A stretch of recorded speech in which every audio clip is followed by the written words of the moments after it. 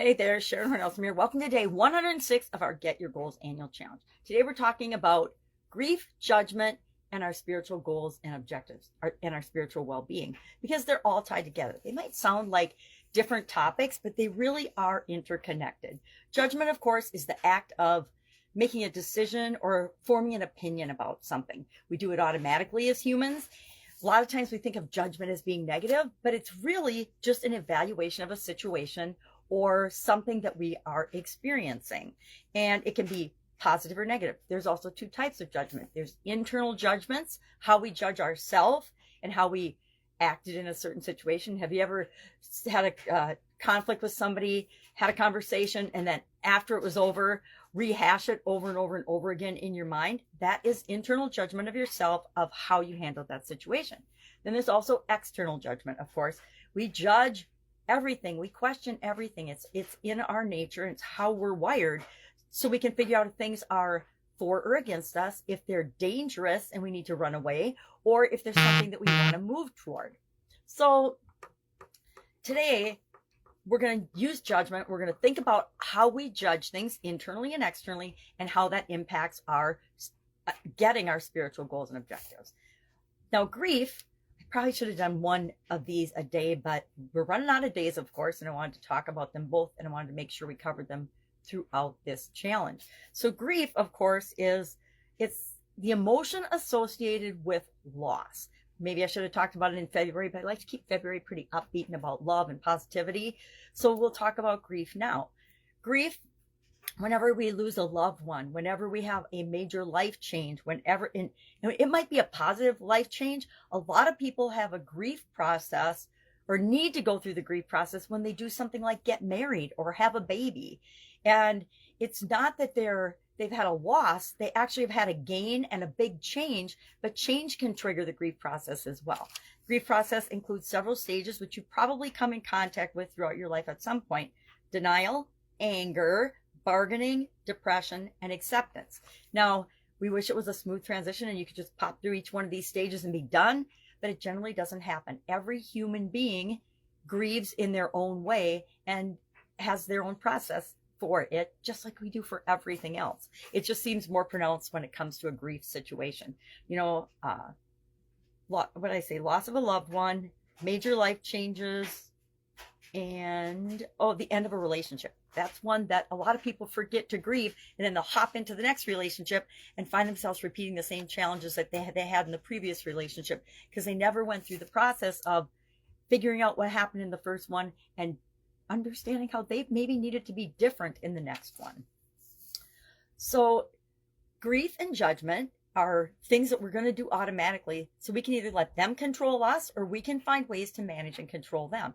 If we want to achieve our spiritual goals and objectives and wishes, and we want to have more connection with ourselves, other people, and a higher power, if we want to do self-development or via personal growth and personal development through self-awareness and through self-improvement, as well as connect with other people, if that's one of your spiritual goals, is connection with other people or maybe your higher power, we need to understand the challenges and how we have responded in the past, as well as what we can possibly do going forward to not have these things negatively impact our desire to achieve our goals. And this doesn't just apply to our spiritual goals, it applies to every area and aspect of our life.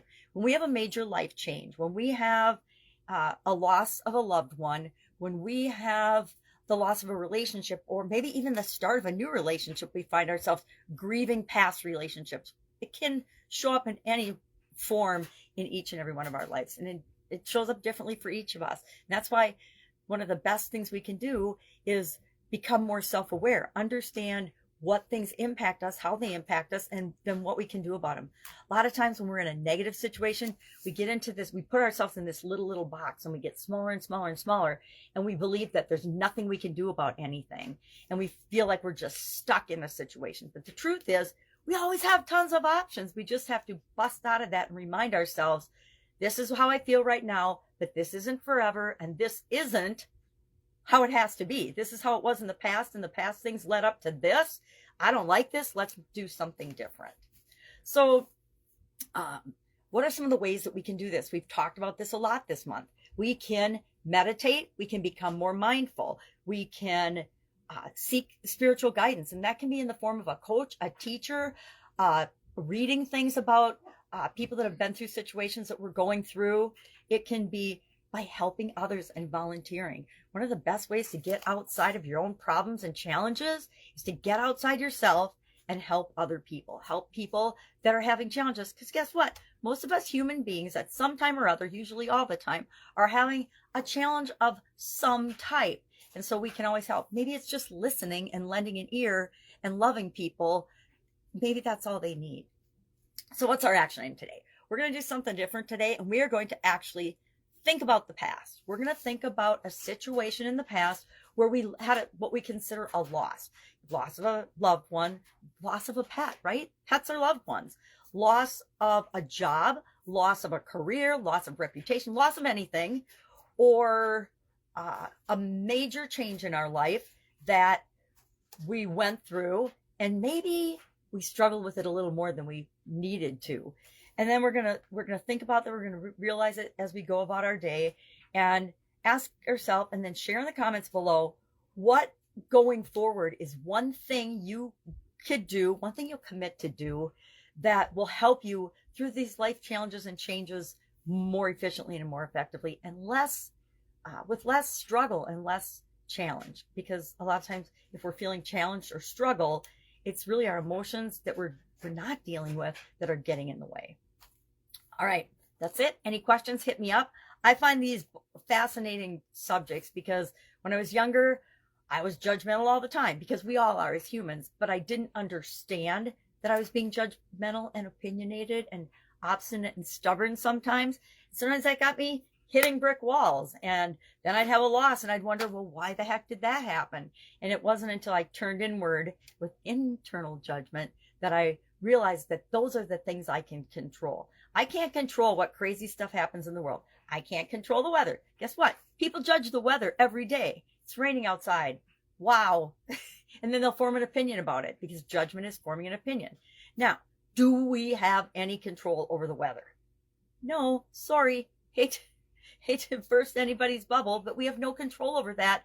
So why are we going to spend any energy judging what is? Let's just figure out how we have to interact with that to make us feel good. All right, hit me up with questions. Otherwise, I'll be with you tomorrow for another spiritual goal related topic as we work through and get our goals this year. Have an awesome day. I'll be with you tomorrow. Bye.